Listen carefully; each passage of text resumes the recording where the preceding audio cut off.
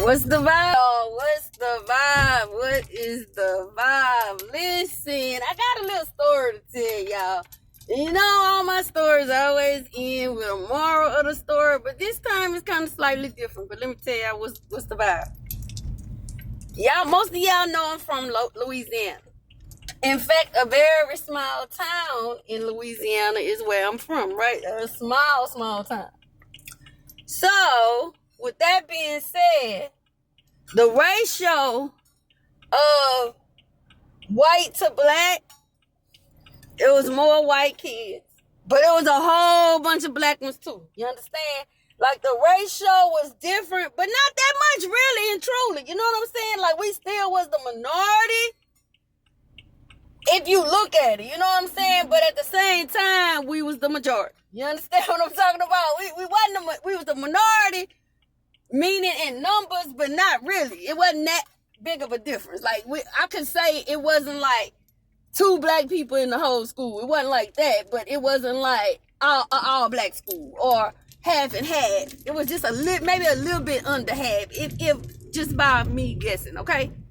So with that being said, right, we used to have, after the football game, sometimes we have high school football dances, right? You pay to get in at the recreational center and go to the dances. Now, we had this. Now, listen, y'all, I'm telling y'all something that really happened. So don't be getting the flag in my video saying I'm saying this and saying that.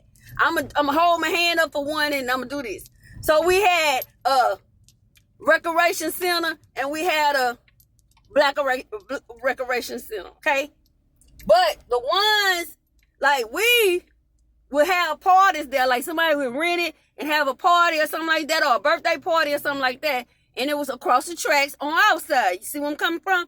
And the other one wasn't. So as I'm growing up, this is, you know, we're in high school,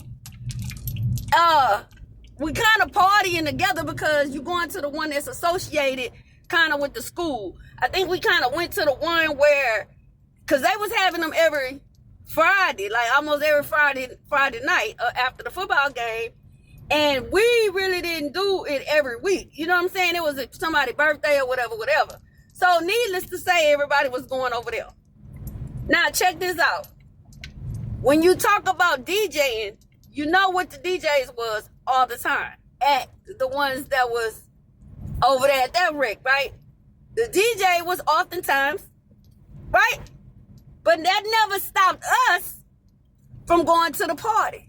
Now, mind you, we might have had 5 good songs that was something that we could really jam out to, like how we get down. You know what I'm saying?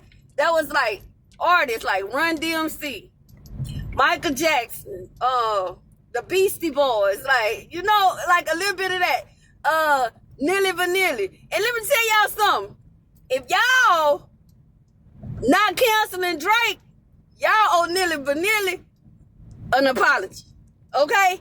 Y'all owe Nilly Vanilli. All they did was lip sync the song. Okay? On stage doing the performance. This man ain't wrote nothing. All he did was perform it. At least they just didn't have the wind capacity to do the whole song and dance at the same time. Them people got canceled and never been in the industry no more. But y'all sitting here going hard for Drake and we can't name not one song he wrote. Not one. They be like, Drake put out good music. When? That's daylight music. That's all the other secret people's music. He just performed. He was just the face of the song.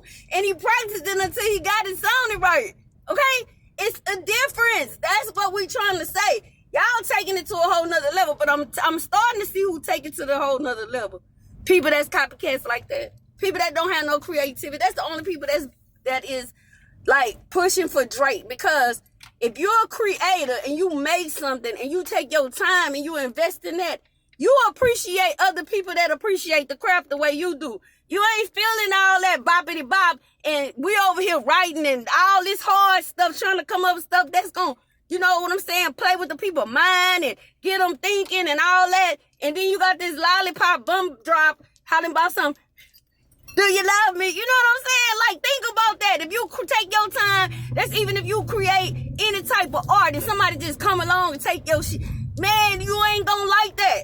That's like y'all at y'all job. What if you get perfect at your job and then somebody come along and just demolish everything you just did? You don't want to fight. That's how it feels. But when you don't have creativity, you don't understand that it ain't a big deal to you. But it's a big deal when you create something and somebody else take it. So anyway, let's get back to the story. So look, we would just make the best of it, y'all. That's how I know a lot of Bon Jovi, like different artists. Like, matter of fact, I had this friend recently, and she gonna say, you is the blackest I ever met because my music is different. I could party to anything. Recently, I walked in the Hispanic market and they was jamming some song. I started dancing. The men started hollering, hey, how they be doing? A black man walked in there, y'all. I stopped. I said, wait, we got company. They turned it down, y'all. Why the man left? As soon as the man left, they started saying, come on, they didn't even speak English. They were telling me to start dancing again. I do that if the song sound good, the music hit me, I don't care. I asked the lady what they said. She told me what they said. I really was jamming. After she told me, I said what they said. She told me what the song was kind of saying. I said, that sound good. I did it in the grocery store before. The people, I don't care. African music, I don't care. If it sounds good to my ears, I'm listening. So anyway, honey, so we used to jam to that and not complain. We'll take our little 5 songs, and baby, when they played them 5 songs, it was on and popping. Okay, we was finna do the dang on thing. We made the best of it. So fast forward, we had a class reunion. Maybe it was our 15-year or 20-year reunion. My friend, husband DJ, he asked them people good. Was it something special they want to hear? Nope. Just play. They told him a few songs that we used to listen to during our era, right? He asked several times. Do y'all know that man came and did an excellent job DJing that party, and all these people right here was complaining and mad, and some of them even left the reunion dance. What was so disrespectful about it was the ones that left really wasn't our classmates. The ones who left was people that was older than us that just came because it was our reunion. And it was the men. You know what I'm saying? Because he was So I thought to myself, I'll never go to another one, and I haven't. I'll never go to another one, because if we went all these years, right, and we dealt with whatever y'all played, we made the best out of it. We jammed, and we showed up every time. We ain't stopped coming. We ain't do none of that. We kept showing up, having a good time with our classmates.